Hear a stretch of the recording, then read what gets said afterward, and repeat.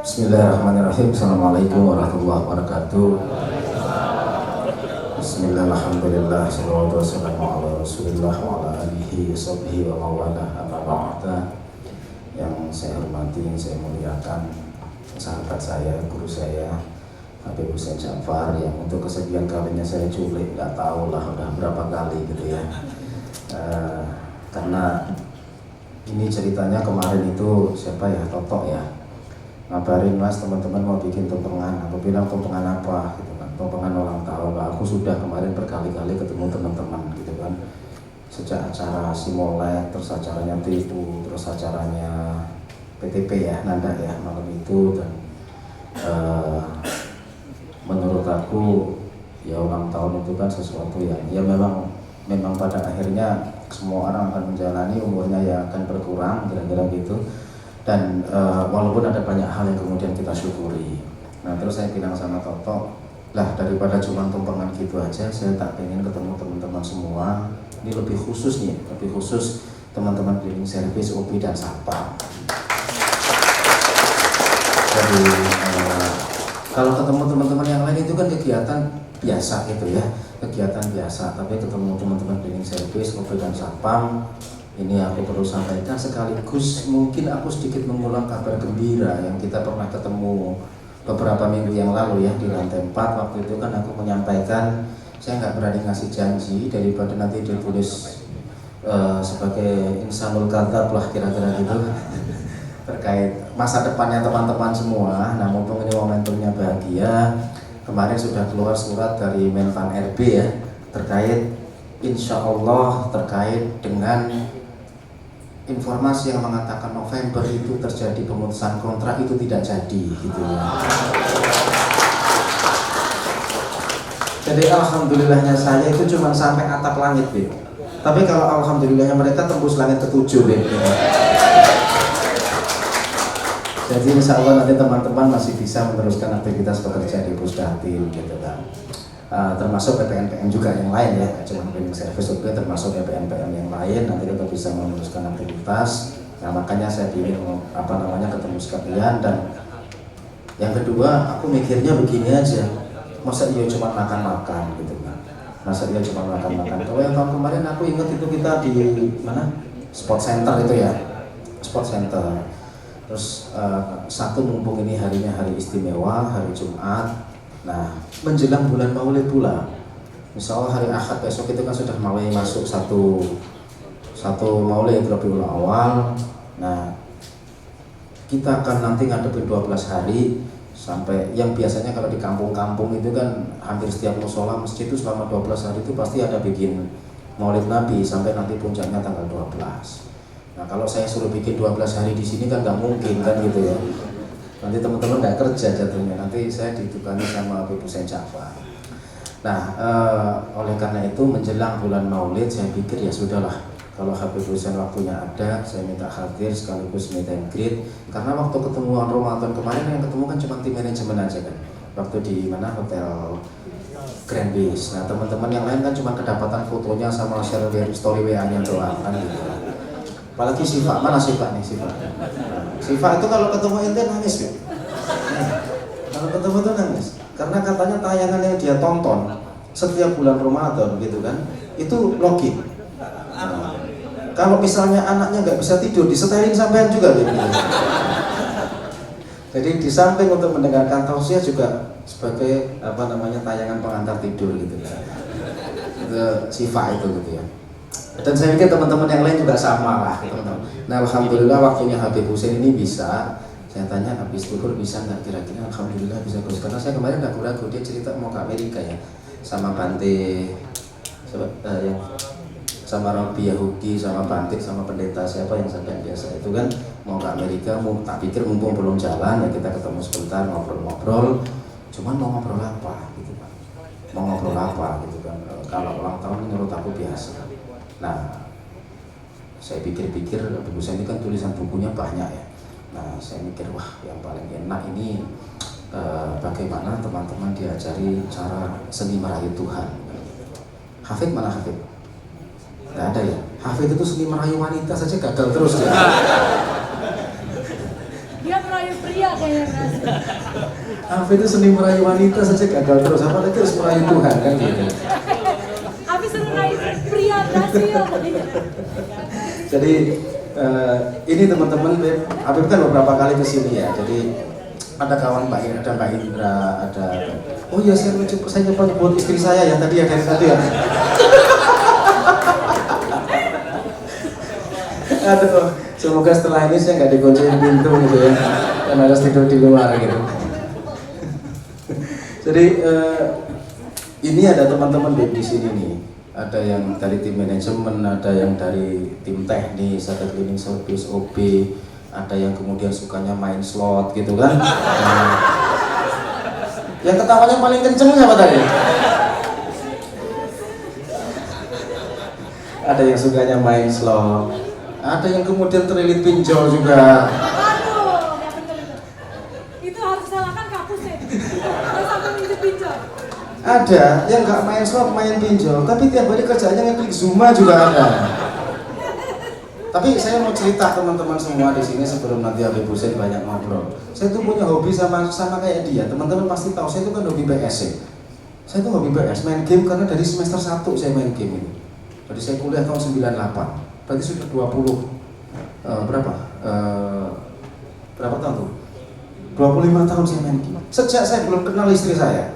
Gitu kan. Jadi makanya dia nggak bisa ngelarang kalau saya main game karena saya tahu game sebelum saya kenal kamu kan kira-kira gitu. Sampai sekarang gitu kan. Jadi saya tuh punya hobi yang sama dengan Habib Hussein, sama-sama main PS gitu. Kalau misalnya tadi aku udah siapin di lantai 2 ada PS. Terserah sampai mau pakai apa. Saya pakai Inggris, Anda mau pakai Jerman boleh lah. Jadi apa namanya? Itu yang kadang-kadang bikin kami kangen ketemu itu bukan saling memberi fatwa gitu. Kalau urusan memberi fatwa itu udah selesai. Satunya Habib Hussein, yang kedua adalah Hasan Habibi, kan gitu kan. Jadi udah selesai kalau urusan fatwa itu. Tapi kalau urusan pertandingan PS kadang-kadang kita belum selesai. Gitu. Jadi itu yang bikin kita kadang kangen-kangenan, terus kemudian saling cerita, dan yang jelas tadi kayak dibaca Maulid terakhir ada satu kalimat yang mungkin di Maulid itu yang mungkin ditunggu oleh semua orang di seluruh dunia. Nartaji minka syafa'ah itu tadi, semoga nanti hidup kita diberikan syafaat oleh Kanjeng Nabi Muhammad SAW. Karena bukan kita yang kemudian bikin masuk surga, bukan ibadah saya, bukan sholat jenengan, bukan sedekah sampean, ya tapi rahmat dan kasih sayang dari Allah Subhanahu wa taala. Nah ini yang nanti kami minta kita dibagi tipsnya. Bagaimana kemudian rahmat itu turun? Bagaimana syafaat itu kemudian nanti bisa kita dapatkan? Bagaimana kemudian dengan segala lilitan persoalan kita tadi itu, urusan slot, urusan pinjol, urusan macam-macam itu, kita tetap dapat setetes barokah lah. Sehingga pada saat kita mau kerja, pada saat kita beraktivitas, berkumpul dengan keluarga dan segala macam, hidup kita itu tenang lah kira-kira gitu. Kita sudah terlalu banyak contoh orang bekerja sampai 30 tahun di Pusdatin, ya seakan-akan dia mengalami kekosongan jiwa. Orang kemudian pensiun, kemudian juga gak ngapa-ngapain juga. Nah, bahkan gak usah nunggu pensiun, orang kerja saja kadang-kadang hatinya kemerungsung, berantem sama temen, jelek-jelekin teman, terus kemudian apa kan gitu kan. Itu kadang-kadang satu persoalan yang kemudian ya kita harus temukan jawabannya. Nah oleh karena itu mungkin pada pertemuan siang kali ini semoga menjadi pertemuan yang barokah. Saya mengucapkan terima kasih atas ini nggak tahu kue yang kesekian, semoga aku nggak disuruh niup lagi ya gitu ya. Karena udah berapa kali niup dari kemarin gitu kan. Terima kasih atas teman-teman semua, dan semoga doa-doa semua yang Anda panjatkan, Anda langitkan, insya Allah kembali kepada kebaikannya buat Anda semua. Terima kasih. Akhirul kalam, Assalamualaikum warahmatullahi wabarakatuh. Ya, bismillahirrahmanirrahim. Alhamdulillah wassalatu wassalamu ala Rasulillah wa ala alihi wa sahbihi wa wala amma ba'du. Assalamualaikum warahmatullahi wabarakatuh. Ya, ini sudah kesekian kalinya ketemu di kantor ini maupun di luar kantor. Tadi biasanya secara umum dengan manajemen, tapi hari ini berbahagia karena dengan teman-teman OB, cleaning service, satpam yang kerjanya itu tidak kalah urgent ketimbang manajemen, sehingga ini satu saya kira hal yang penting untuk diapresiasi, bahwa siapa saja yang berkontribusi dalam kerja-kerja kita itu dia berhak mendapatkan apresiasi sebesar-besarnya. Dan itu adalah laku tasawuf. Nah, Gus Hasan ini kan ketua matan juga. Itu laku spiritualitas dalam Islam. Karena spiritualitas dalam Islam itu kata kuncinya adalah yatakhallaqu bi akhlaqillah, berakhlak seperti akhlaknya Allah. Dan di antara akhlaknya Allah adalah wa may ya'mal mithqala dzarratin khairan yarah wa may ya'mal mithqala dzarratin syarran yarah. Sekecil apapun kebaikan ataupun keburukan yang dilakukan oleh setiap orang itu pasti Allah akan perhatikan, Allah akan balas dengan balasan yang berlipat ganda. Maka sebagai bentuk kita mengikuti apa yang menjadi akhlaknya Allah, yaitu mengapresiasi sekecil apapun kebaikan yang dilakukan oleh orang, maka kita akan mengapresiasi sekecil apapun kebaikan orang lain. Dan saya itu jadi teringat kepada kisah seorang penjaga sekaligus tukang bersih-bersih masjidnya Nabi Muhammad. Itu seorang budak perempuan dari Ethiopia yang hitam, setiap hari membersihkan daerah sekitar halaman masjidnya Nabi Muhammad. Hingga suatu hari ketika Nabi Muhammad pergi ke luar kota, perempuan ini sakit keras dan wafat. Ketika Nabi Muhammad kembali ke masjidnya, beliau bertanya, kemana perempuan yang biasa membersih-bersihkan bagian luar halaman masjidku itu? Kemudian kata para sahabat, loh, Nabi tahu kepada perempuan itu. Kirain Nabi itu gak memperhatikan, karena ini cuma cleaning service lah kalau bahasa sekarang. Sedangkan Nabi itu seorang presiden. Di zaman itu adalah seorang presiden yang sangat sibuk, bukan hanya sibuk sebagai seorang presiden, tapi juga sibuk sebagai seorang nabi dan rasul, sehingga sahabat itu tidak membayangkan bahwa Nabi Muhammad itu memperhatikan gerak-gerik seorang cleaning service yang merupakan budak di zaman itu. Akhirnya sahabat kaget, emang Nabi tahu? Iya, kata Nabi, saya mengetahui dia. Di mana dia? Kemudian kata para sahabat, beliau sudah mati, wahai Nabi. Kemudian Nabi kesal. Kata Nabi, celaka kalian. Mengapa kalian tidak segera mengabarkan kepadaku ketika ia sakit? Apalagi ketika ia wafat. Maka kata Nabi, sekarang tunjukkan kepadaku di mana ia dimakamkan dan aku akan mendoakan dia dimakamkan. Akhirnya ditunjukkan oleh para sahabat makamnya. Nabi datang ke sana mendoakan. Seorang cleaning service didoakan oleh seorang nabi dan rasul sekaligus presiden, pemimpin negara Madinah pada saat itu. Karena begitu besarnya apresiasi Nabi yang diberikan kepada orang sekecil apapun pekerjaan yang dilakukan oleh dia, karena besar dan kecil itu hanya di mata kita, tapi di mata Allah tidak ada yang besar, tidak ada yang kecil, semua sama-sama besarnya di mata Allah. Sekecil apapun kebaikan yang kita lakukan itu besar di mata Allah. Nah, kemudian hari ini kan juga merayakan ulang tahunnya Gus Hasan. Saya ingat ulang tahunnya ke-43. Selain karena saya sahabat beliau, juga lantaran dibolak-balik dengan usia saya. Saya 34, beliau 43 ya. Jadi tinggal dibolak-balik itu, makanya gampang ingatnya. Dan merayakan ulang tahun itu adalah satu hal yang positif. Kalau ada yang tanya dalilnya, itu salah satu ayat dalam Al-Quran, Qul bifadlillah wa birahmatihi fabidzalika falyafrahu. Kalau kamu mendapat karunia, rahmat, hidayah, ampunan dan segala sesuatu dari Allah, maka fabidzalika, atas hal itu, falyafrahu, berbahagialah. Yang penting bahagianya bahagia yang positif. bukan bahagianya bagi-bagi tadi voucher slot, voucher kakek Zeus. Saya kok tahu ya.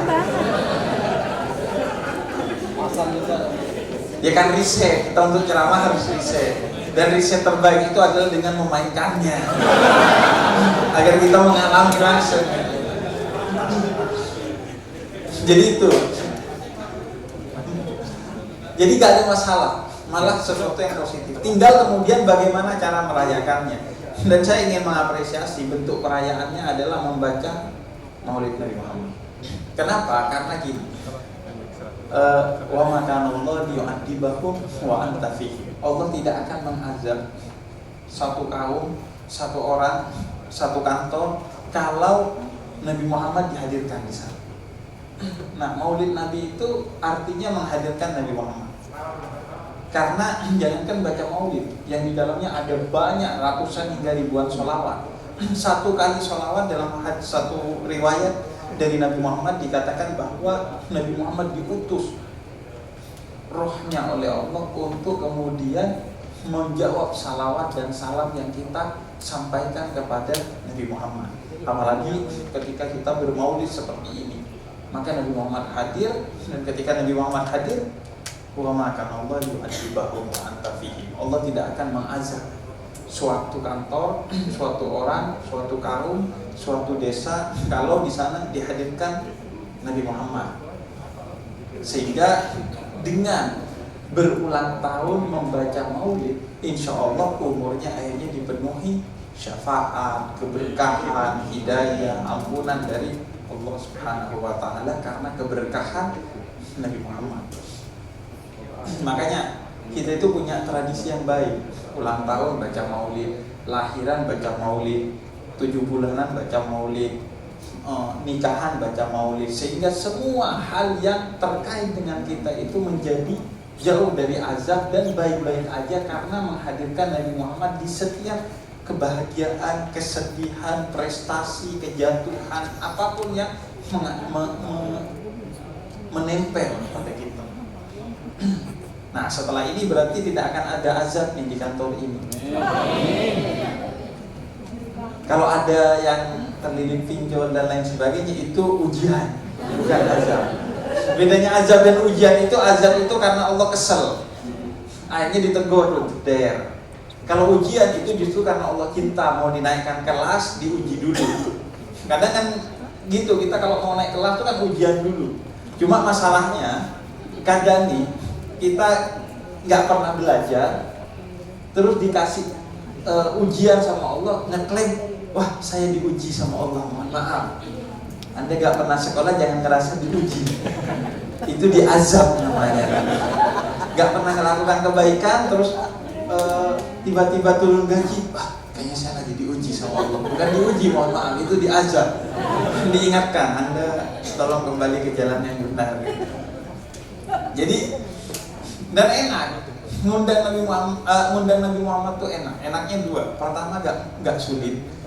Lebih susah ngundang cucunya Nabi Muhammad daripada Nabi Muhammadnya. Serius. Ngundang saya masih butuh WhatsApp ke saya dulu. Ngundang Nabi Muhammad itu gak perlu janjian. Baca sholawat meskipun satu kali Nabi Muhammad hadir. Itu yang dikatakan oleh Nabi Muhammad berdasarkan janji dari Allah. Nabi Muhammad itu diutus untuk menjawab semua salam kepada Nabi Muhammad. Jadi gak usah janjian dan gak usah acara begini. Duduk bareng sama keluarga baca sholawat, Nabi Muhammad hadir, rumahnya gak diazab, keluarganya dijamin bahagia. Jadi yang penting membaca sholawat. Jangan pernah lewatkan satu hari kecuali baca minimal 1 sholawat agar hari itu tidak ada azab yang menimpa kepada kita. Jadi pertama, enaknya ngundang Nabi Muhammad itu manusia termulia dengan undangan termudah.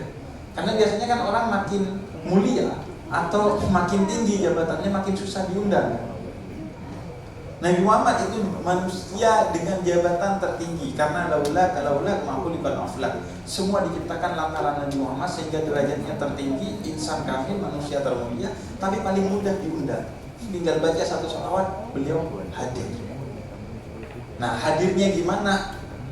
Kayak bukan umatnya Kanjeng Nabi aja kalau pertanyaannya begitu. Kayak bukan hambanya Allah gitu. Hadirnya urusan Allah lah. Nah, kemudian yang kedua, enaknya mengundang Nabi Muhammad itu adalah walaupun persiapannya kurang, persiapannya dikit, persiapannya kecil, itu dijamin pasti baik-baik saja acaranya. Jadi ada seorang sahabat itu habis perang ngundang Nabi Muhammad. Nabi, tolong engkau bersama 9 orang sahabat yang kau pilih nanti pergi ke rumah. Saya pengen undang makan engkau. Saya potongkan 1 ekor kambing yang cukup untuk 10 tamu plus keluarga saya. Nah, tolong Nabi pilih 9 sahabat, kemudian ajak ke rumah saya untuk makan bareng. Oh, baik, kata Nabi. Kemudian Nabi naik ke mimbar, wahai semua sahabatku yang jumlahnya ribuan ini, kalian diundang oleh sahabatku ini. Ribuan orang, suruh undang 9, ribuan orang diajak sama Nabi ke rumahnya. Seorang yang mengundang Nabi hanya modal 1 kambing dipotong, dibikin sop gitu. Datanglah ribuan, dekan dia kan, bayangkan 1 kambing mengundang ribuan orang. Tapi karena yang ngeprank Nabi Muhammad dia tenang, aman lah. Kecuali yang ngeprank kita deg-degan nih. Makanya ya udah, datanglah ribuan. Kemudian kata Nabi, tutup bejana sopnya itu dengan kain dan biarkan nanti istrimu ngambil aja, gak usah dilihat. Akhirnya ditutup, setiap piring masuk dituang, piring masuk. Gak kerasa sampai ribuan piring itu terisi semua karena keberkahan Nabi Muhammad. Karena keberkahan Nabi Muhammad akhirnya semua pada makan. Jadi keberkahan Nabi Muhammad itu menyebabkan kalau undangannya maulid itu pasti baik-baik saja. Bukan hanya di zaman dulu, sampai sekarang. Karena keberkahan itu sampai sekarang pun terjaga. Coba, Anda kalau undangan maulid Nabi, mau ngasih makan apa aja gak bingung. Mau enak gak khawatir. Mau sedikit atau banyak gak khawatir. Saya ingat tuh ibu saya dulu kalau ngirim nasi ke masjid acara maulid, itu gak bingung. Tinggal bikin nasi apa aja, nasi kebuli lah, nasi uduk lah. Kadang cuma nasi putih ditaruhin telur, dadar dikirim ke masjid. Gak mikir, gak khawatir. Dan selalu bahagia, gak pernah sedih, gak pernah takut. Karena acaranya maulid Nabi. Ada keberkahan. Apapun yang kita siapkan pasti cukup, pasti orang senang. Gak ada tuh orang pulang acara maulid Nabi terus dendengnya kurang enak. Gak ada. Rendangnya kurang lembut gitu misalnya. Nasi kuningnya kurang enak. Gak ada tuh. Tapi coba acara nikahan. Jauh-jauh hari ibu saya udah deg-degan. Nanti makanannya, cateringnya di mana? Cukup apa enggak? Enak apa enggak? Itu sudah sejak sebulan udah deg-degan. Dan benar, setelah acara nikahan, pas pulang sambil pegang tusuk gigi tuh, ibu-ibu sama bapak-bapak kan, iya, lagi nyangkut. Rendangnya kurang lembut ya, sambelnya kayaknya kurang ya. Ada aja yang dikomplain. Piringnya gak cukup, sendoknya hilang, ada aja yang dikomplain kalau acara nikahan. Kalau acara maulid gak ada yang komplain. Ini keberkahannya Nabi Muhammad. Kenapa bu? Pernah komplain acara nikahan kayaknya. Ibu ini tipikal yang kalau transfer data cepet kayaknya ke tetangganya. Iya. Pengantinnya sih cantik ya, tapi makanannya kurang enak. Ada aja. Mau Anda pakai catering manapun, saya hadir di acara-acara hotel-hotel itu nikah, ada aja yang diomongin itu pulangnya. Katanya make up-nya kurang, gedungnya panas. Ada aja pokoknya. Itu bedanya maulid Nabi sama nikahan. Jadi kalau maulid Nabi itu dari awal udah Nabi yang ngurus, sehingga aman, berkah, nggak akan ada komplain tuh. Nah kalau masih ada yang komplain, nah itu musuhnya Nabi itu banyak yang komplain, banyak bacot.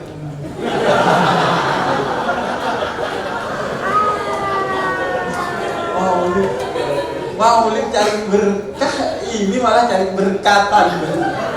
Iya. Kalau lapar Anda ke restoran, jangan ke maulid. Tapi kan faktanya gitu ya. Saya ya nggak pernah tuh nemuin orang nyaci maulid Nabi. Maksudnya nyaci kulinernya maulid Nabi itu nggak pernah. Ngomongin acara maulid Nabi itu nggak pernah. Mau panas. Sekarang kita cari di mana acara maulid Nabi yang enak. Nggak ada yang enak secara fisik. Pasti kan jalan macam, duduk desek-desekan, panas, makanan kadang nggak kebagian, air aja kadang nggak ada. Tapi orang happy karena keberkahannya Nabi Muhammad. Tapi kalau nikahan udah di gedung bagus, AC, luas, makan, minum, dapat kue, masih aja diomongin, nggak ada benernya, ada aja, pasti ada aja kurangnya. Gedungnya sih bagus ya, tapi jauh, ada aja. Makanya kita belajar dari sini, jangan kita pedulikan omongan orang. Kalau kita pedulikan omongan orang, jangankan kita yang manusia, polisi tidur itu diomongin sama orang. Iya. Polisi tidur udah ngapa-ngapain diomongin. Jangan lewat sana, polisi tidurnya kegedean. Jangan lewat sana, polisi tidurnya kebanyakan. Jangan lewat sana, polisi tidurnya ketinggian. Polisi tidur, Pak. Itu gak ngapa-ngapain. Bahkan dia itu pasti masuk surga tuh kalau ada surganya. Karena kan baik, dia bikin gak kecelakaan anak, gak kelindes dan lain sebagainya. Dia omongin sama orang. Ada aja omongannya orang itu. Makanya kata Sayyidina Ali bin Abi Thalib, aku sudah merasakan semua pahit getirnya dunia dan tidak ada yang lebih menyebalkan, lebih menyakitkan dari ngurusin omongannya orang lain, dari berharap pada mulutnya orang lain.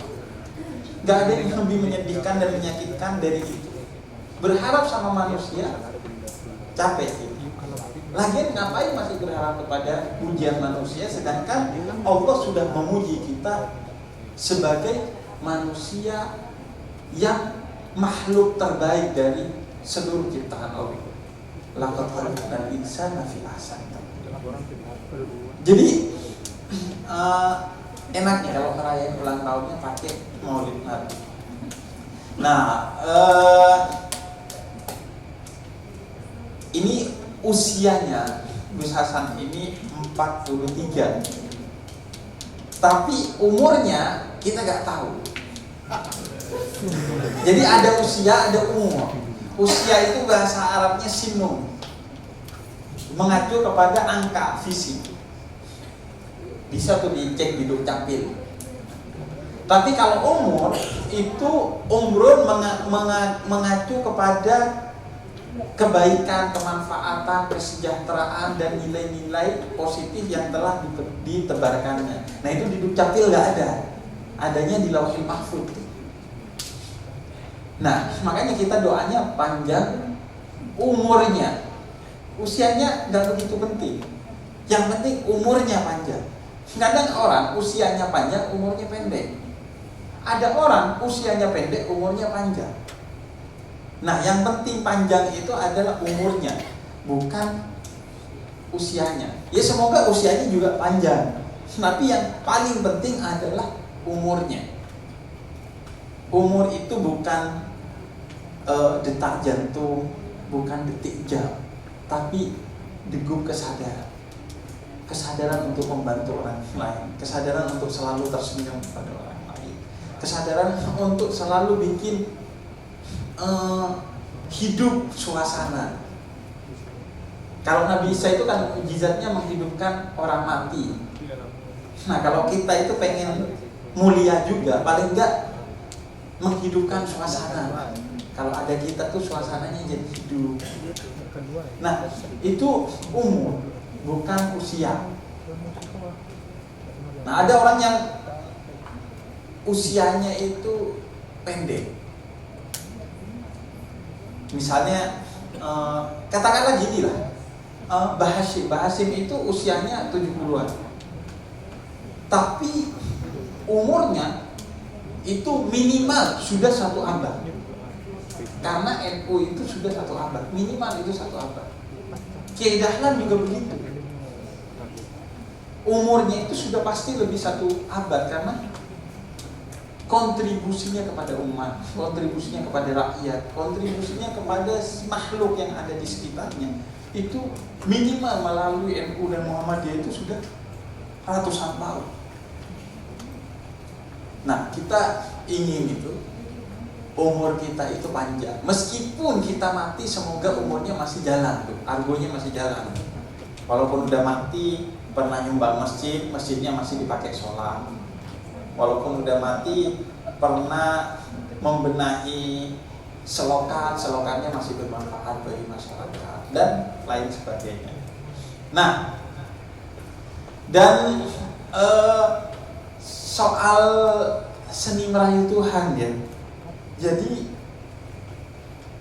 kita itu kan dikatakan oleh Nabi Muhammad masuk surga itu karena rahmat Allah, bukan utamanya karena amal ibadah kita, termasuk Nabi Muhammad bahkan. Oleh karena itu Nabi Muhammad itu walaupun sudah dijamin masuk surga, Nabi Muhammad itu tidak melakukan hanya amalan-amalan yang wajib, tapi amalan-amalan yang sunnah juga dilakukan karena beliau tahu bahwa surga yang diberikan Allah kepada beliau itu karena rahmat. Yang rahmat itu diketuk bukan hanya dengan amal, tapi juga dengan keikhlasan, ketulusan yang tinggi. Nah, kita itu kalau ngandelin amal itu agak repot. Karena kenapa? Karena sejak kita sebelum lahir Allah itu sudah deposit kebaikan kepada kita. 9 bulan kita gak kerja, Allah kasih makan di dalam perut ibu kita. Lahir sampai umur 9 tahun, Allah gak suruh sholat, Allah gak suruh zakat, Allah gak suruh ngapa-ngapain, pokoknya main-main aja. Belum jadi mukallaf, belum jadi orang yang diwajibkan semua ibadah. Gak dihitung tuh. Mau melakukan maksiat, mau melakukan kebaikan, Allah gak hitung. Gak apa-apa tuh, mau ngapain aja. Padahal Allah telah berikan kebaikan. Baru disuruh ibadah ketika umur 9 tahun, ketika balik. Baru disuruh ibadah. Itu pun la in syakartum la azidannakum. Kalau kamu beribadah, Allah akan lipat gandakan nikmat yang Allah berikan kepadamu. Jadi gak ada nih amal untuk membayar satu aja nikmat dari Allah, gak bisa. Karena begitu amal kita mencoba membayar, Allah tambah kenikmatan. Dan ketika Allah sudah memberikan nikmat, kita masih belum beramal. Di dalam perut ibu kita ketika kecil belum balik dan lain sebagainya. Jadi sudah pasti amal itu tidak cukup. Bahkan jangankan untuk membeli surga, untuk menutup kekurangan kita aja gak cukup. Karena kenapa? Karena satu barang, makanan atau minuman yang masuk ke tubuh padahal dia syubhat. Syubhat itu bukan haram, gak jelas statusnya halal haram itu. Masuk itu hanya akan terhapus dengan 70 ibadah fardu yang diterima oleh Allah, bukan yang dilakukan dan sah, tapi diterima oleh Allah. Jadi udah pasti gak bakat masuk surga nih kita. Apalagi tadi ya, pinjol, judi slot, micet, VPN, itu sudah sangat tidak berbakat masuk surga ya. Surga aja jijik kepada kita. Ini ngotor-ngotorin aja katanya. Iya, cleaning service sih kerjaannya. Tapi di surga ngotor-ngotorin karena kebanyakan main judi slot. Bayangkan ya, keanehan judi itu, bayangkan. Rezeki itu hak prerogatif Allah. Yang ngasih rezeki itu Allah. Terus kata Allah jangan judi. Terus berharap rezeki dari Allah dengan cara berjudi, kan aneh. Agak aneh sebenarnya. Enggak, tadi saya menang, iya menang. Itu bukan rezeki. Itu bencana tapi bungkusnya doa, uang. Uang itu belum tentu rezeki. Banyak orang itu punya uang, tapi justru hidupnya ribet karena uang. Banyak orang miskin, tapi hidupnya santai, tenang, justru karena nggak pegang uang. Jadi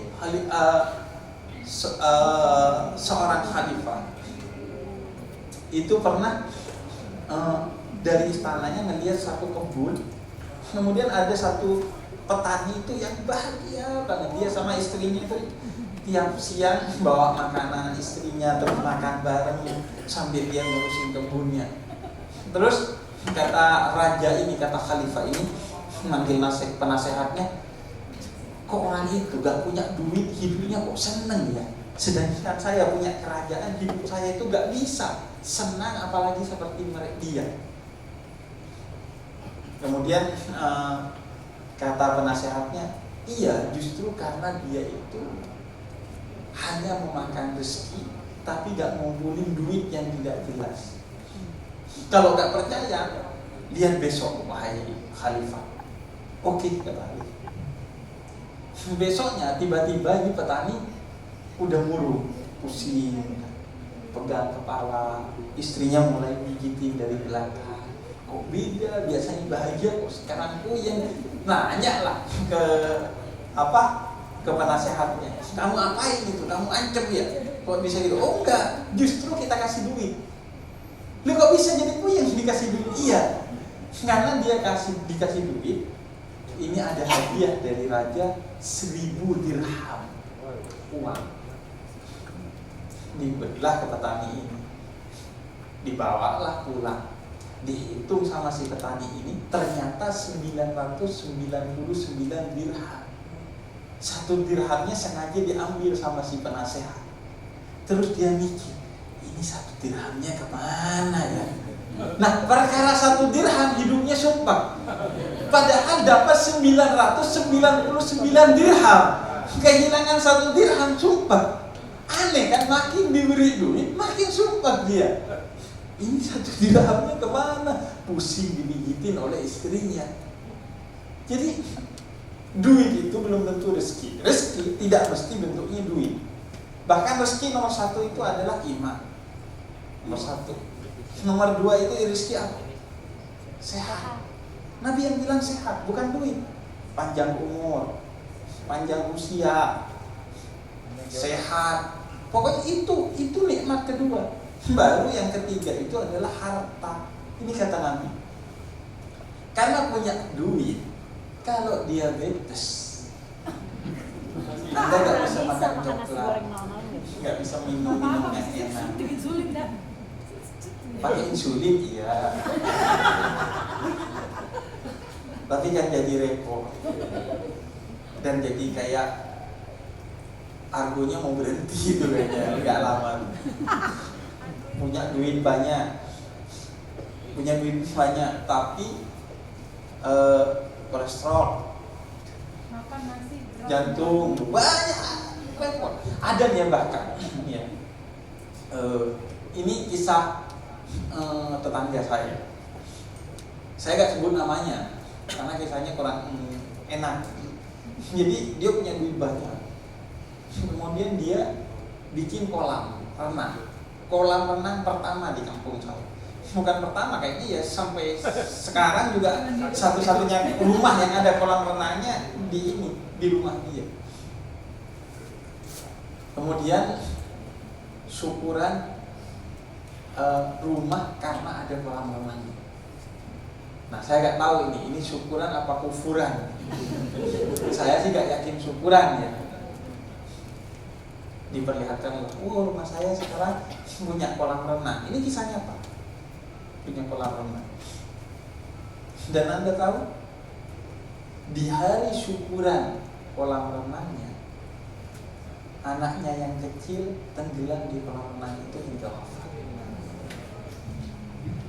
Malam itu juga kolam renangnya dihancurkan oleh tangannya sendiri hingga hancur. Jadi kita nggak tahu tuh, duit itu nggak tahu itu beneran milik kita atau enggak, itu beneran rezeki atau enggak. Maka paling enak udah fokus dengan sebaik-baiknya mencari rezeki, karena Allah tidak pernah menuntut kita mendapatkan rezeki. tapi mencari rezeki. Wa ma min dabbatin fil ardi illa 'ala Allahi rizquha. Yang penting kamu dabbah itu bergerak. Yang penting kamu gerak. Illa 'ala Allahi rizquha. Allah yang akan menjamin rezeki. Gak usah terlalu gimana. Makin coba deh Anda ya.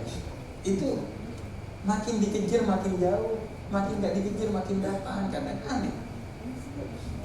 Makanya yang penting itu bukan banyaknya, tapi cukupnya. Innahu huwa alna wa aqna. Doanya Nabi Sulaiman, ya Allah jadikan aku seorang yang cukup dalam kekayaanku, dan begitu juga cukup dalam kemiskinanku. Yang penting itu kata kuncinya cukup. Nggak punya duit, tapi pas anak-anak mau bayaran sekolahan ada aja. Nggak punya duit, tapi pas butuh untuk ini untuk itu ada aja. Yang penting cukup. Cukup punya rumah, cukup punya mobil. Enggak, yang penting cukup. Anda coba, Anda lihat diri Anda atau sekitar Anda, orang-orang yang baik itu hidupnya cukup. Hidupnya cukup. Pas butuh ada aja. Anak tiba-tiba sakit ya, ada aja orang ngasih. Yang penting rezeki. Nah, rahmat Allah itu kita jemput dengan apa? Dengan penghambaan kepada Allah. Makanya saya sebutnya seni merayu Tuhan. Sholat itu harusnya jadi seni merayu Tuhan. Semua ibadah kita seharusnya jadi seni merayu Tuhan, karena tidak seharusnya itu dibanggakan kepada Tuhan, tapi dijadikan persembahan yang estetis, yang indah untuk merayu Allah agar Allah menganggap, oh ya ini hambaku, dan akhirnya diberikanlah rahmat Allah untuk kita masuk surga. Makanya jangan remehkan hal-hal yang kecil dari ibadah kita. Jika ia dilakukan dengan tulus, maka ia besar. Makanya itu banyak orang yang ceritanya itu masuk surga justru karena hal-hal kecil. Ada dalam hadis dari Imam Bukhari, seperti yang sering kita dengar, cerita seorang pelacur masuk surga karena ngasih minum anjing yang kehausan dalam obatnya. Ngasih minum anjing yang kehausan. Ngasih minum anjing yang kehausan doang. Ada seorang di zaman Nabi Allah Sulaiman dan Nabi Allah Daud itu masuk surga karena tiap mau makan baca doa dulu. Itu doang. Baca doa sebagai bentuk syukur kepada Allah. Ada sahabat Ansar yang dijamin masuk surga oleh Nabi Muhammad karena setiap mau tidur memaafkan siapa saja yang telah berbuat salah kepada dia sehari itu. Hal-hal kecil. Dan yang terakhir,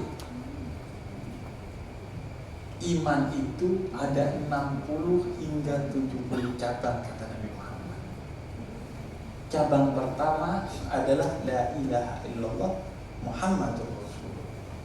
Dan cabang terakhir, kamu memindahkan duri dari tengah jalan ke pinggir jalan. Maka kata guru kami Habib Umar bin Hafid, siapa yang menjaga portal, nah yang satpam, iya, menjaga portal itu kan berarti membuka jalan, membersihkan jalan. Nah buat yang cleaning service atau UB, siapa saja yang membuka jalan sambil berzikir la ilaha illallah Muhammadur Rasulullah, maka 60 sampai 70 cabang keimanan itu dia rangkum dan dia masukkan ke hatinya. Sambil bersih-bersih, sambil buka portal itu la ilaha illallah Muhammadur Rasulullah, la ilaha illallah Muhammadur Rasulullah. Itu 60 sampai 70 cabang. Semua cabang keimanan dan ketakwaan berarti sudah Anda pegang. Selesai. Simple, kecil.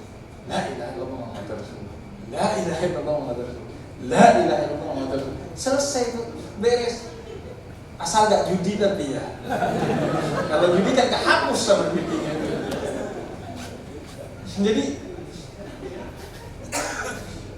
Jadi yang penting ngasih jalan. Ini hadis dari Nabi Muhammad. Siapa yang ngasih jalan, maka dia telah mencapai salah satu dari keimanan, dari cabang-cabang iman. Makanya kata Umar, yang penting baca la ilaha illallah Muhammadur Rasulullah sambil ngasih jalan. Satpam bukain portal, tutupin portal, bersihin jalan. Ada jalan licin, walaupun misalnya bukan shiftnya kita, bukan kerjaannya kita mau pulang terus ada air genangan licin, terus kita bersihkan sambil baca la ilaha illallah Muhammadur Rasulullah. Itu kita sudah merangkum semua cabang iman dan takwa di dalam diri kita, sehingga beres tuh Allah. Wah, jos ini kata Allah, hamba ini hebat ini. Akhirnya ya kita mendapatkan rahmat dari Allah dan akhirnya masuk surganya Allah Subhanahu wa Ta'ala.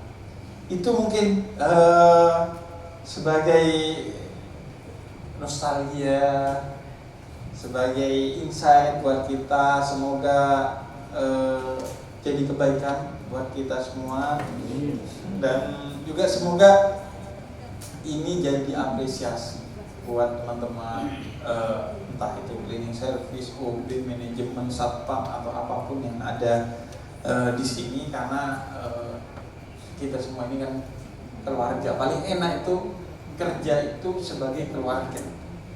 Capek kalau kerja kan sebagai keluarga. Karena kalau kita kerja hanya nungguin Sabtu Minggu untuk libur, capek. Karena liburnya cuma 2 hari, kerjanya 5 hari. Makanya kata Sayyidina Ali, bekerjalah kamu sampai kerjamu adalah wisatamu. Artinya jadikan keluarga, tempat kerja itu jadi keluarga, biar enak. Gak usah saling iri, gak usah saling benci, gak usah saling gibah, gak usah saling berprasangka, gak usah saling memata-matai dan sebagainya. Udah kerja, berkeluarga, nongkrong, rokokan, ngopi bareng, makan bareng, jadikan keluarga. Jadi enak. Rugi kalau kerja cuma nungguin Sabtu Minggu, karena banyak orang kerjanya cuma nungguin Sabtu Minggu. Akhirnya happy-nya 2 hari, puyengnya 5 hari. Gak cocok itu, kebanyakan puyengnya daripada happy-nya. Nyari duit untuk liburan. Pas liburan ngabisin duit, agar gak stres buat nyari duit lagi. Nanti duitnya dihabisin buat liburan. Lingkaran setan tuh gak habis-habis tuh. Muter aja, masuk neraka. Karena diskon. Buat apa gitu hidup gitu tuh, buat apa gitu hidup? Makanya buat apa? Kerja mati-matian untuk liburan akhirnya puyeng karena duitnya habis, dicari lagi buat liburan, puyeng lagi, cari lagi. Makanya paling enak tuh jadi keluarga di tempat kerja tuh. Jadi enak, akhirnya kerjanya tuh happy gitu.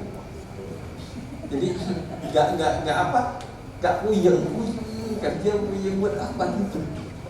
Kita kan kerja biar nggak puyeng ya. Karena kalau nggak kerja puyeng kita nggak punya duit. Ini kerja puyeng buat apa gitu? Ngapain? Paling enak kerja jadi keluarga. Enak. Saya soalnya pernah 1 tahun itu di salah satu penerbit. Itu dulu kerja. Gitu.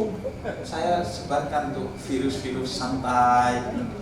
Kayak nongkrong, kalau tentu bukan saat kerja ya, terus bikin hal-hal kayak nggak nunggu 17-an, nggak nunggu apa tuh, bikin hal-hal seru kayak makan bareng, lomba bareng, atau arisan, atau judi.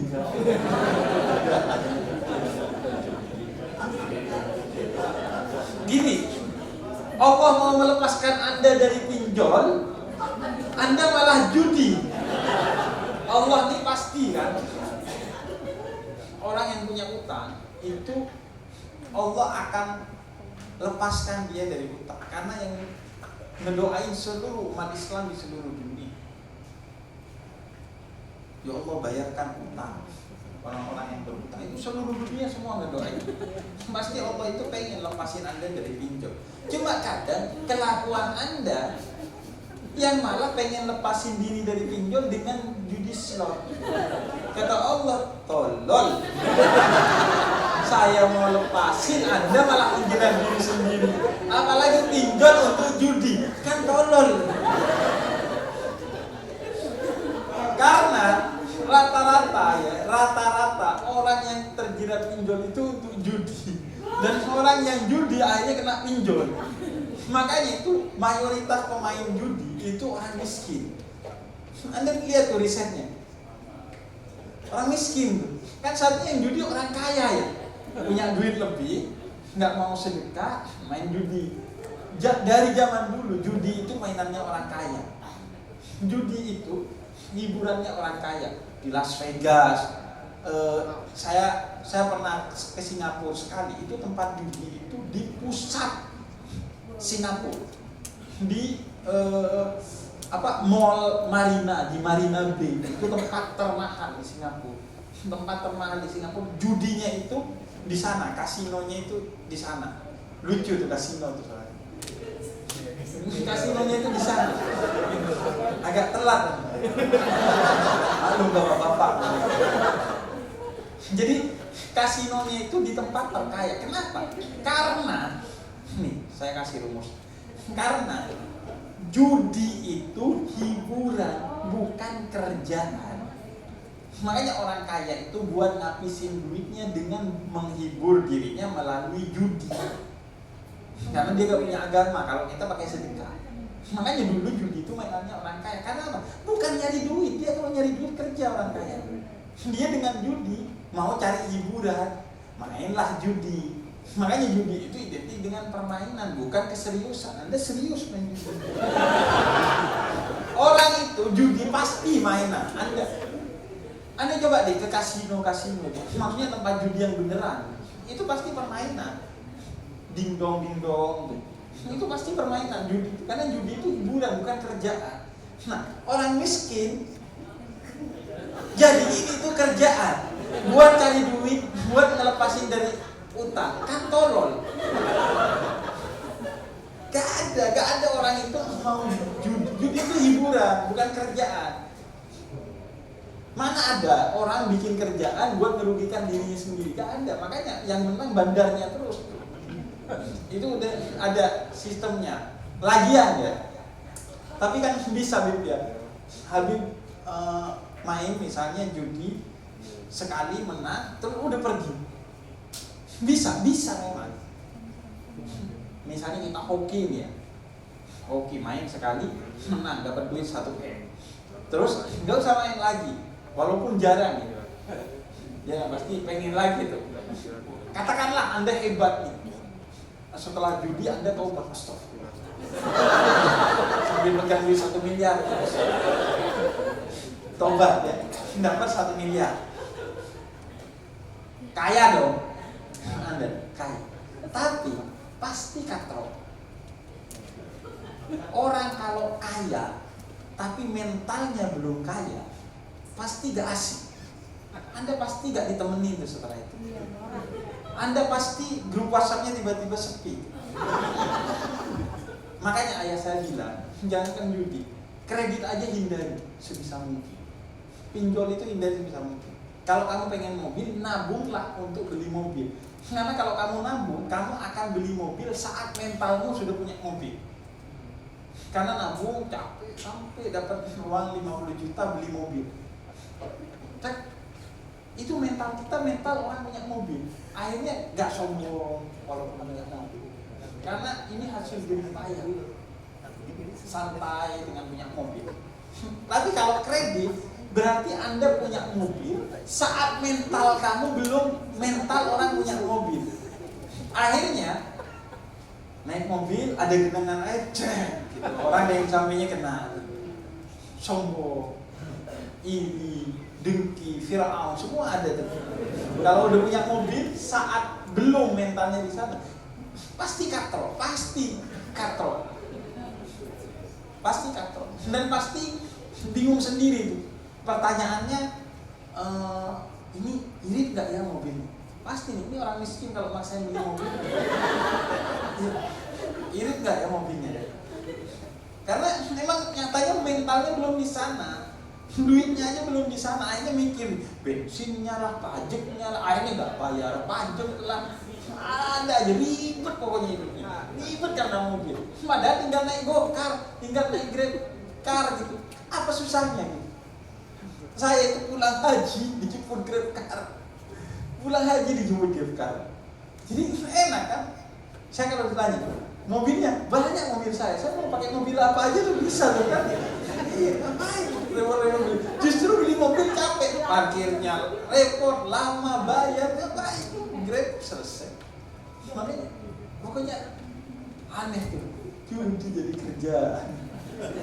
Itu hiburan, mohon maaf. Makanya yang main judi itu dulu orang kaya, gak ada orang miskin main judi itu, gak ada. Orang miskin mah kerja, bukan main judi. Orang kaya mau ngabisin, tapi karena dia bukan orang beriman. Kalaupun orang Islam dia gak beriman dengan baik.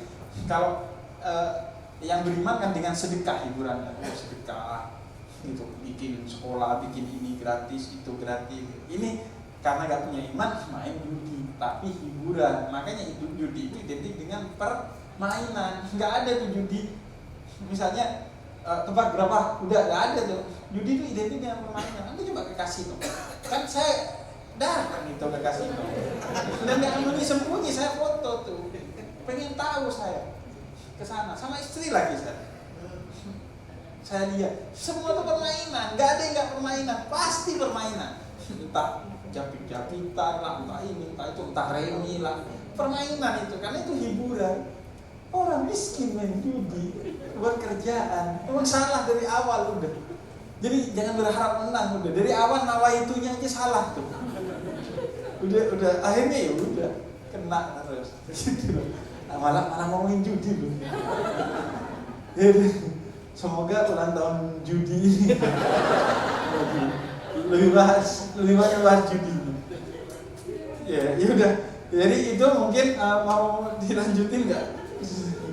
Maksudnya mau tanya jawab? Ya. Terserah kalau saya. Ini sebetulnya udah asal, tapi aku kasih kesempatan teman-teman 2 orang untuk misalnya nanya sama Vincent, satu dari teman-teman yang staff, satu teman-teman dari cleaning service UB. Terserah, kalau mau tanyain bebas apa aja, jangan nanya tapi jangan nanya tadi urusan judi tadi. Jangan minta dibayar. Terserah siapa, kalau ada yang monggo. Siapa? Siapa yang nanya? Oh, Pak Apri. Oh, itu ada sahabat saya datang dari Jember, Gus Nafe. Monggo Gus. Silakan Pak Apri. Assalamualaikum Bib. Alhamdulillah. Saya lagi gandrung juga lihat podcast sama YouTube-nya Habib. Saya dengar kalau ceramah-ceramah Habib kayak sekarang ini enak gitu, pengen berbuat baik. Tapi begitu pulang keluar dari sini pusing lagi Bib. Nah, itu gimana Bib? Terima kasih. Iya. Pusing apa nih? Iya. Emang ya. Ujiannya agama itu paling gede adalah istiqomah. Makanya apresiasi paling gede dari Allah itu adalah karomah. Jadi orang itu kalau istiqomah dikasih karomah sama Allah. Bahkan istiqomah itu khairun min alfi karomah, lebih baik dari 1000 karomah. Istiqomah itu memang paling susah. Paling susah itu istiqomah. Nih kalau Jumat nih lagi baik nih, man. Kalau Jumat ya. Kalau Ramadan tuh lagi baik. Kalau Ramadan masih gak baik, berarti the real kesurupan tuh itu. Setannya udah diikat, kita masih kayak setan. Itu kesurupan. Nah, istiqomah itu gimana? Makanya, kalau kalian bapak-bapak dan ibu-ibu itu pelajari tradisi orang-orang yang menjadi kekasih Allah, yang disebut dengan para sufi. Itu ajaran utamanya adalah riyadhah, latihan. Sesuatu yang luar biasa menjadi biasa aja kalau dibiasakan. Maka bagaimana cara istiqomah itu ketika kita keluar dari majelis? Yang pertama adalah istiqomah dulu majelisnya, biar dicas terus. Terus yang kedua, istiqomah majelis sama Allah, yaitu apa? Sholat. Anda sejudi-judinya itu. Tapi kalau masih sholat itu masih menjaga satu kabel dengan Allah. Allah masih ngurusin. Anda jaga sholat, sholat akan menjaga Anda. Itu yang kedua, majelis dengan Allah sholat. Yang kedua, majelis dengan manusia. Ya paling enggak kalau bisa punya majelis lah. Biar hidup tuh gak duniawi banget. Paling enggak punya majelis. Majelis itu penting banget. Menurut saya majelis itu penting banget. Tapi hati-hati milih majelisnya. Majelis yang nenangin, jangan majelis yang bikin puyeng. Majelis bikin puyeng. Wah, pilih ini, pilih itu. Jangan ini, jangan pilih itu. Terus apa? Oh, neraka ini. Wah, itu pulang malah puyeng. Kita mau tenang ke majelis kan. Nah, pilih majelis yang bikin tenang. Nah, yang kemudian ketiga itu sedikit demi sedikit. Nggak usah langsung jebrek banyak.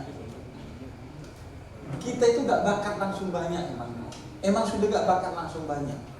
Makanya dari awal minuman keras itu diharamkan dari sedikit demi sedikit. Pertama dibilang jelek, yang kedua gak boleh ketika mau sholat, yang terakhir baru haram total. Jadi sedikit demi sedikit. Kemudian yang keempat itu latihan itu. Ya udah latihan. Oh, saya mau latihan apa? Mau latihan ini, mau latihan itu. Yang penting latihan. Dan kalau bisa, setiap kita itu punya latihan di luar yang wajib. Kayak tadi, dia buka portal baca la ilaha illallah Muhammadur Rasulullah. Itu kalau bisa punya. Karena apa? Karena fungsinya itu sebagai kafaroh. Kafaroh itu artinya denda atas dosa-dosa yang kita lakukan secara sadar ataupun tidak sadar. Didenda pakai apa? Punya, milikilah amalan khusus kita di luar yang wajib. Misalnya Jumat berkah tuh.